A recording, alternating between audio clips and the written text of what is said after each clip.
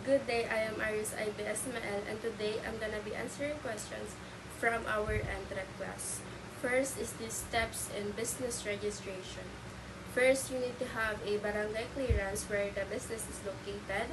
Second is the BIR, Revenue District Office, for tax identification number where the business is located.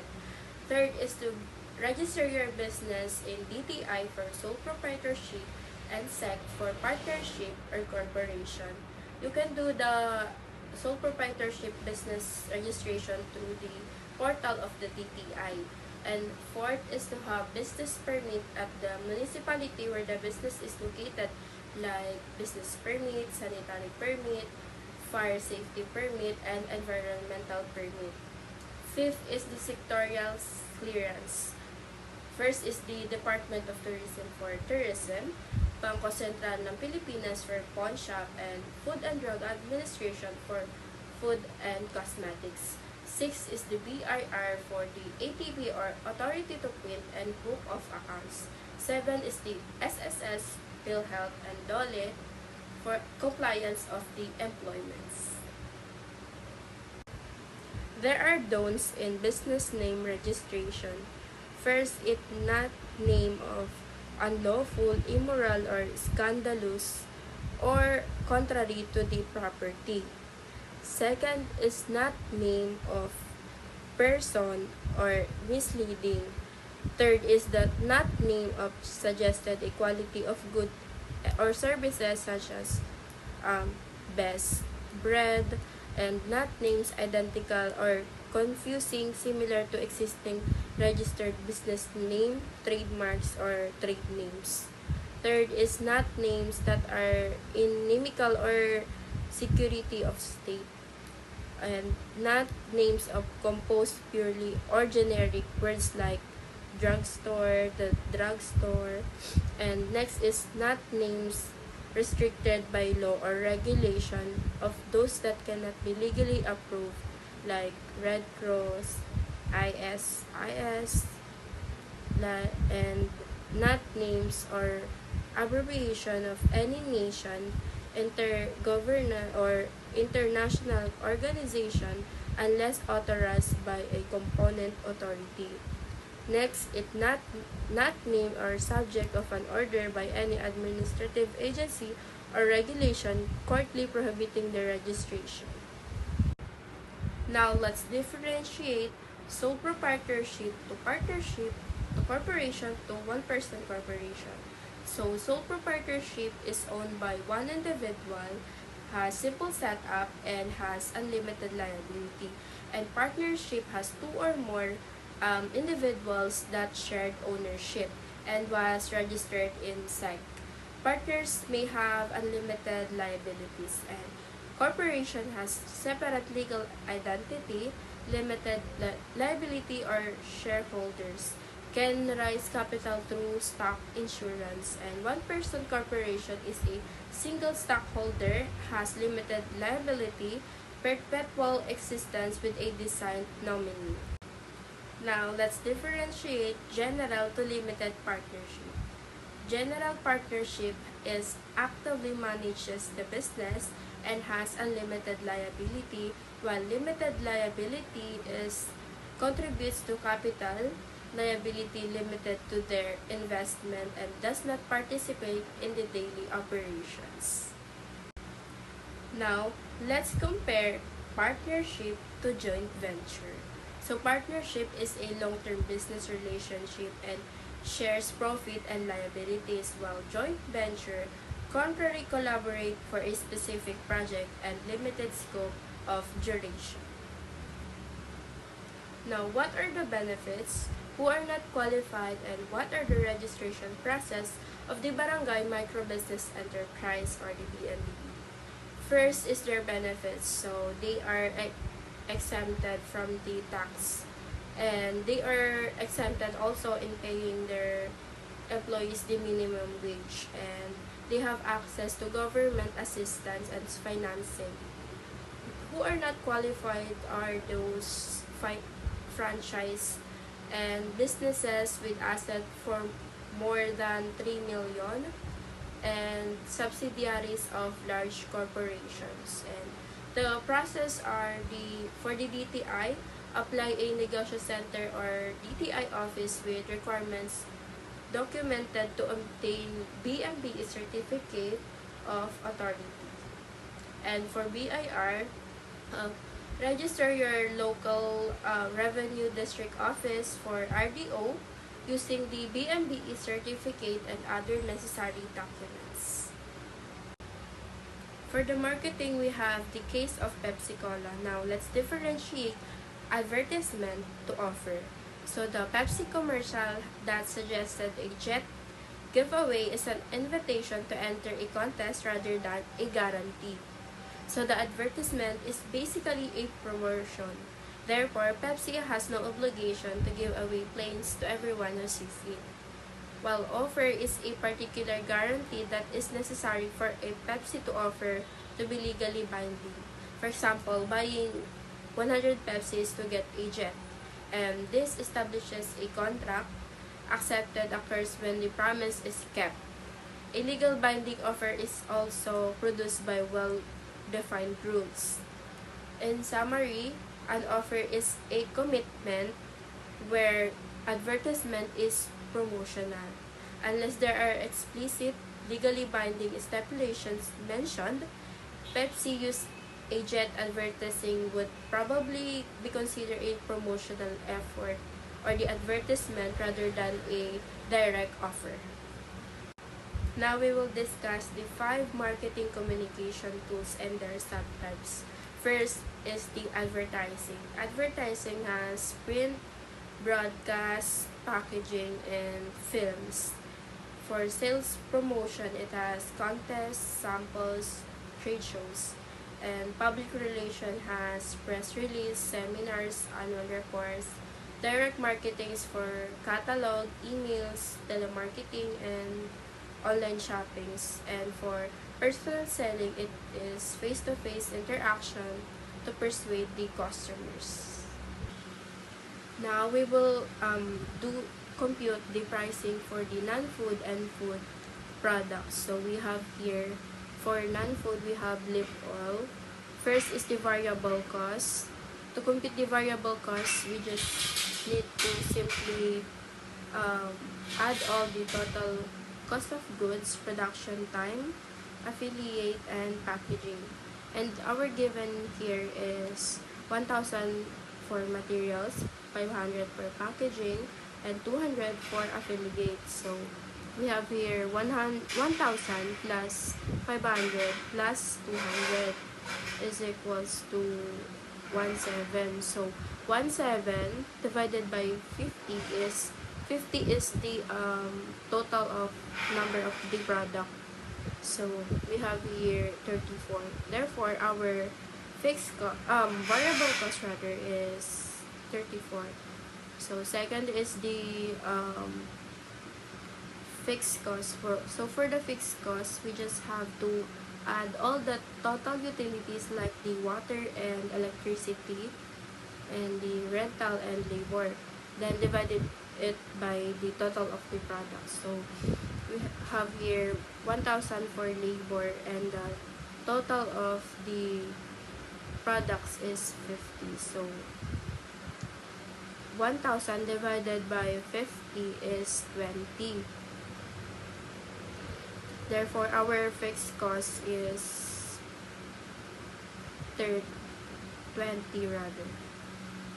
So next is the profit margin. To compute the profit margin, we just need to simply add the variable cost and fixed cost and the profit margin percentage, which is 30%.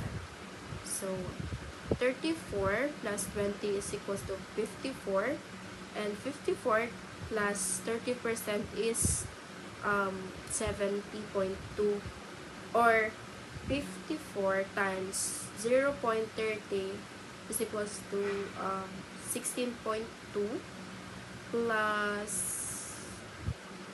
54. So now we have 70.2. Next is for the tax. The usual tax here in the Philippines is 12%. So we just need to simply add the subtotal of the profit margin to the tax. So the our profit margin is 70.2 plus 12% is equals to 78.624, or 70.2 times 0.12. So we have 8.428 plus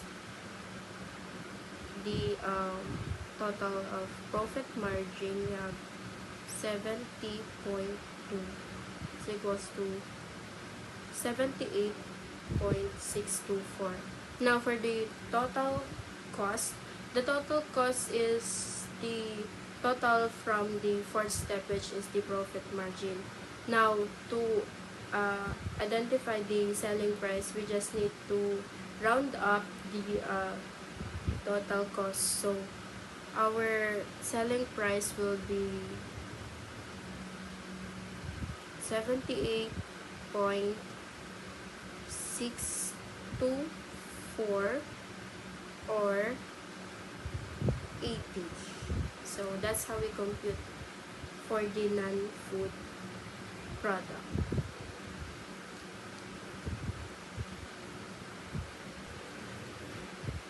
Now we are in the food product. So for our food, we have the brownies. So the first step is to identify the variable cost. So we just simply add the total cost of goods, production time, promotion, packaging, affiliate, and etc. So our given is 3,000 plus 100 for the packaging and 100 for the promotion. So we have 3,200 and divided by the number of products. So we have 80. I forgot to say that our total number of product is 80. So we have 80. So 32 divided by 80 is equals to 40. So our variable cost is 40. Now for the fixed cost, we just simply add the total of the utilities, and our utilities like water and electricity, rental and labor, and divide it again by the total of the product. So we have 150 a day for the labor and 200 a day for utilities and 80 for total of products. So we have 150 plus 200 for the utilities equals to 350. So 350 divided by 80 is equals to 4.375. So our fixed cost is 4.375.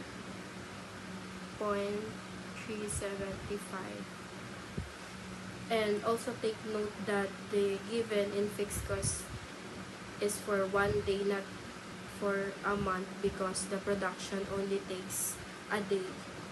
So instead of dividing it to the number of days in a month or the 30 days, we simply divide it into the number of the total products. So yeah, for the profit margin, we just simply again add the variable cost and fixed cost and add the profit margin of 100. And take note that the profit margin in the food is always 100%. So we have 40 for the variable cost, and 4.375 in the fixed cost. So is equals to 44.375. So 4.375 plus 100%, or just simply times to the total of the fixed cost and variable cost. So we have 144, no, again, just simply make the total of the fixed cost and variable cost into 2. So 44.375 times 2 is equals to 88.75. Now for the buffer cost, we just add the buffer cost of 30%. So 88.75 plus 30%, or 155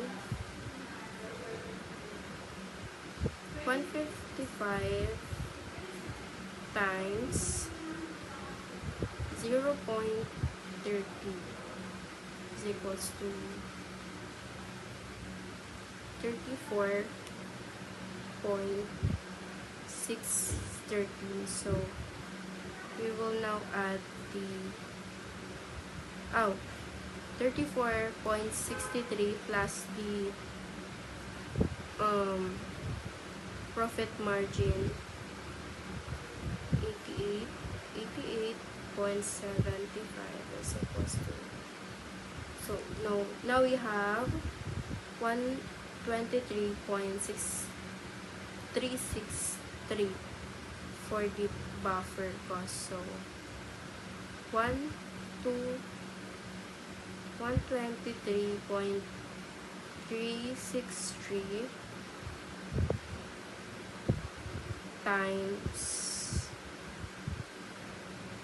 0.12 0.12 is equals to 0.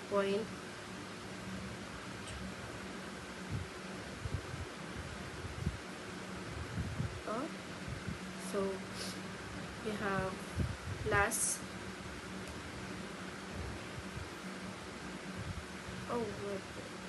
again, wala palang percent.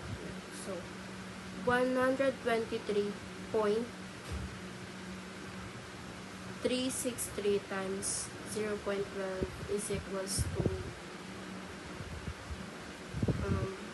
14.804 plus the total of with buffer cost is 123.363 is equals to, so we have 138.167. So our total cost is 138.167.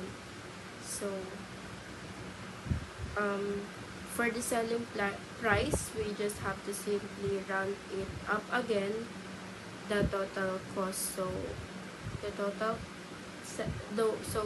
selling price is 138.167, or we can say 140. Therefore our selling price is 140. So that's it. Now we will compute the return on investment on the non-food product lip oil. So we have here, let's say we bought machine and computer. So machine and computer cost me for machine it cost me 40,000, and for computer is um 20,000. So I have total of 60, so 60,000. So we just need to divide it into the profit margin, which is 70.2. So we will divide it into 70.2. Now we have 854.74 or 855. So in order for me to have my return on investment, I have to sold 855 pieces of lip oil in order to meet my return on investment.